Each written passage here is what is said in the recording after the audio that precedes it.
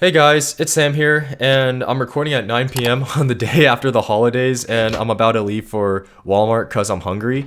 I want to go on a mini rant about something that happened today, or I guess more like for the past few months, it's been ongoing really. Around the time I started my first year of college in September, my parents are like, we're gonna get you a bank account.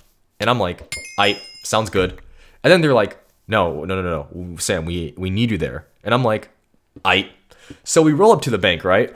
And we wait our time to get, seated for a banker to guide us through the process of making an account in their office. Now, I'll tell you one thing. One of my fears is a 9-to-5 job, and seeing the banker, a lady that enjoyed the corporate life, was not as appealing for someone who fears a 9-to-5 job, like me. Much worse, she told me that her major and her school that she went to was the exact same as mine after asking about my life. And then I was having like my little mini identity crisis here. Like, am I going to end up in a 9-to-5? It's not for a lot of people, including me, but if you clearly enjoy it, that's much respect.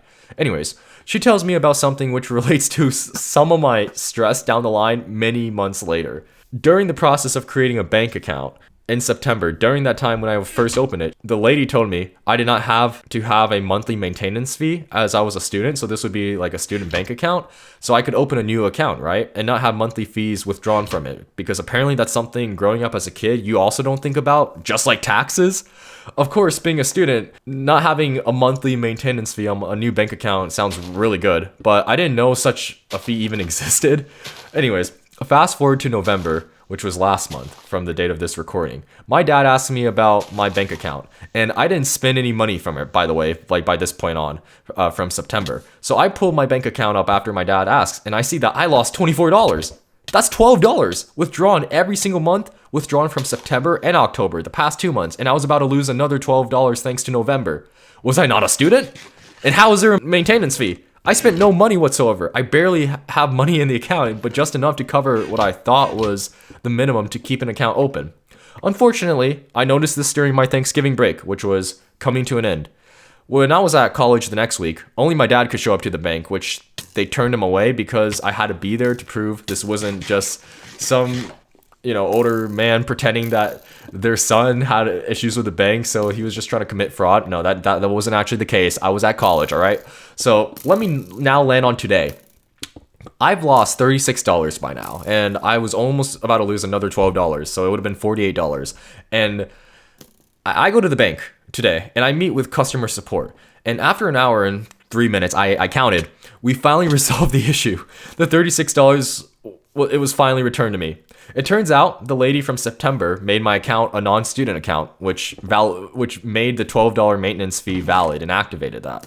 Given the amount of internet searches that I did in my free time on Google and whatnot, I saw that there was a lot of customers like in the past 10 years with similar complaints. So I wouldn't be surprised if my non-student account was created by that lady back in September on purpose.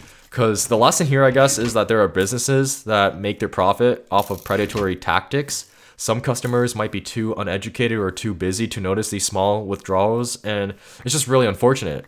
So the biggest takeaway is be cautious when you can, I guess, and also be nice to the customer support agent. She was one of the best I ever had, and there's a clear difference between the company and the representative at many times.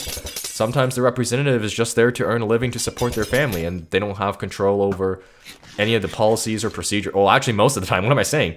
And just like having a conversation with her, and I understood that a lot of the things was out of her control, and she understood where I was coming from. The fact is, a lot of this was just not my fault, but also I understood that a lot of what was happening to me, she didn't do it. But yeah, if that made any sense, thanks for coming to my TED Talk, and take care.